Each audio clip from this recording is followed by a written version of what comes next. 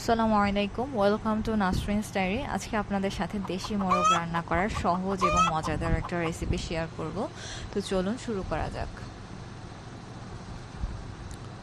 প্রথমে আমি একটা দেশি মোরগ কেটে খুব ভালো করে ধুয়ে নিয়েছি একটা বাটিতে। এক বাটি পেঁয়াজ কুচি নিয়েছি, পেঁয়াজের অর্ধেকটা আমি দিব এবং অর্ধেকটা আমি বেরেস্তা করব। এক বাটি পেঁয়াজ বাটা নিয়েছি এবং গুঁড়ো মশলার মধ্যে 1 চামচের একটু বেশি হলুদ গুঁড়ো, 1 চামচ মরিচের গুঁড়ো, আধা চামচের মতো জিরা গুঁড়ো, 1 চামচের একটু বেশি লবণ, গরম মশলা এবং 2টো শুকনো মরিচ নিয়েছি। তারপর আমি চুলো ধরিয়ে এটাতে হাঁড়ি বসিয়ে পর্যাপ্ত পরিমাণে সরিষার তেল দিয়েছি এবং কুচি করে রাখা পেঁয়াজ, গরম মশলা এবং শুকনো মরিচ দুটো দিয়ে খুব ভালো করে বারবার নেড়ে দিচ্ছি এবং বাদামি হওয়া পর্যন্ত অপেক্ষা করব। যারা ঝাল কম খান তারা চাইলে এই শুকনো মরিচ দুটো অ্যাভয়েড করতে পারেন, এতে তরকারিটা সাধারণত ঝাঁঝালো হয়।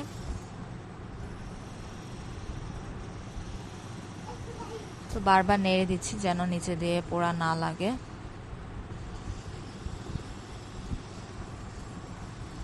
তো আমার পেঁয়াজটা বাদামি হয়ে আসছে। তো পেঁয়াজ বাদামি হয়ে আসার পর আমি এখানে আদা রসুন বাটা দিয়ে দিব।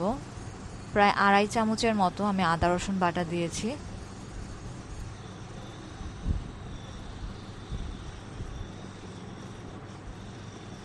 এবং পেঁয়াজ বাটাটাও দিয়ে দিব। সব কিছুকে খুব ভালোভাবে একসাথে নেড়ে দিব এবং যেহেতু এই মশলার মধ্যে অলরেডি কিছু পানি আছে, সো আমি চুলার হিটটা বাড়িয়ে এগুলা কিছুক্ষণ ভেজে নেব যেন পানিটা বাষ্প হয়ে উড়ে যায়।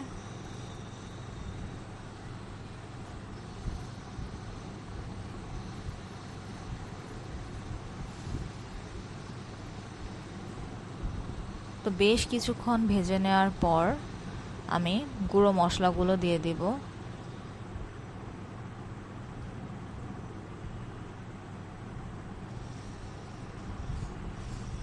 এবং ভালো করে নেড়ে দিব। যেহেতু একটু ড্রাই হয়ে আসছে, সো পোড়া যেন না লাগে এজন্য চুলার আঁচটা কমিয়ে দিতে হবে। আর সামান্য একটু পানি দিয়ে আমি মশলাটাকে কষিয়ে নিব।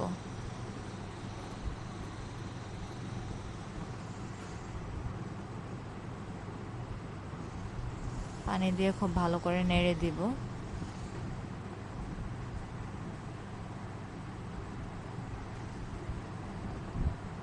এবং কষানো পর্যন্ত অপেক্ষা করব। তারপর কষানো হয়ে গেলে আমি মুরগিটা দিয়ে দিব।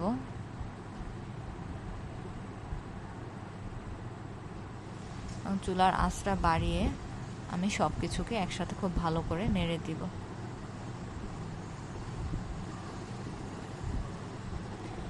দেশি মোরগ আমাদের জন্য খুবই উপকার, স্বাস্থ্যসম্মত। এতে প্রোটিনের পরিমাণ অনেক বেশি থাকে, হাড় ও পেশি অনেক শক্ত হয়, মজবুত হয়। তাছাড়া বাচ্চাদের জন্য এগুলো খুব ভালো, সবার জন্যই স্বাস্থ্যকর।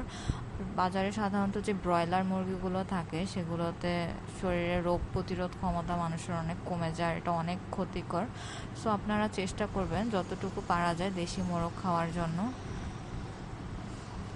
সো আমি এটা বেশ অনেকক্ষণ ধরে আমি এটা ভালো করে কষিয়ে নেব। যেহেতু দেশি মোরগ, সো অনেক শক্ত হয় এবং সময় নিয়ে এটা কষাতে হবে যেন খুব ভালো মতো এটা ভিতর থেকে যেন নরম হয় এবং মশলাটাও ঢোকে। সো আমি চুলার আঁচ অল্পতে রেখে বেশ দীর্ঘক্ষণ ধরে আমি বস্তুটা কষিয়ে নিয়েছি এবং বারবার নেড়ে দিচ্ছিলাম।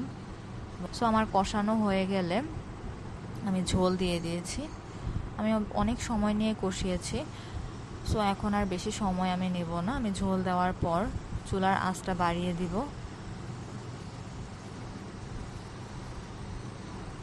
এবং ঢেকে দেব।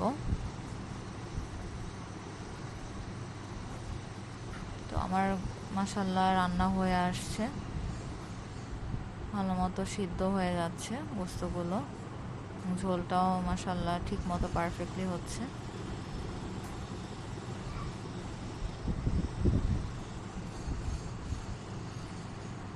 সো বেশ কিছুক্ষণ পর আমি এসে ফাইনালি আমার রান্না অলমোস্ট ডান।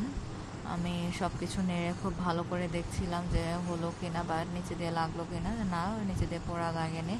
গোস্তগুলো সিদ্ধ হয়ে আসছে, কষানো হয়েছে, সিদ্ধ হয়েছে, ঝোল দেওয়ার পর রান্নাও কমপ্লিট। সো আমি এখন চুলার আঁচটা অফ করে দেব।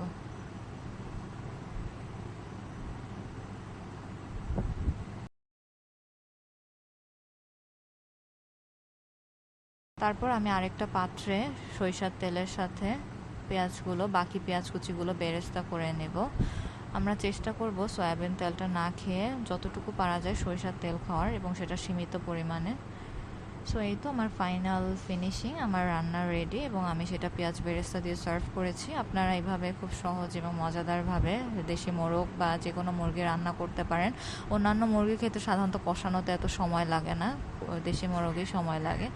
সো আপনাদের যদি আমার চ্যানেলটা ভালো লাগে, সাবস্ক্রাইব করে আমার সাথে থাকবেন। আসসালামু আলাইকুম।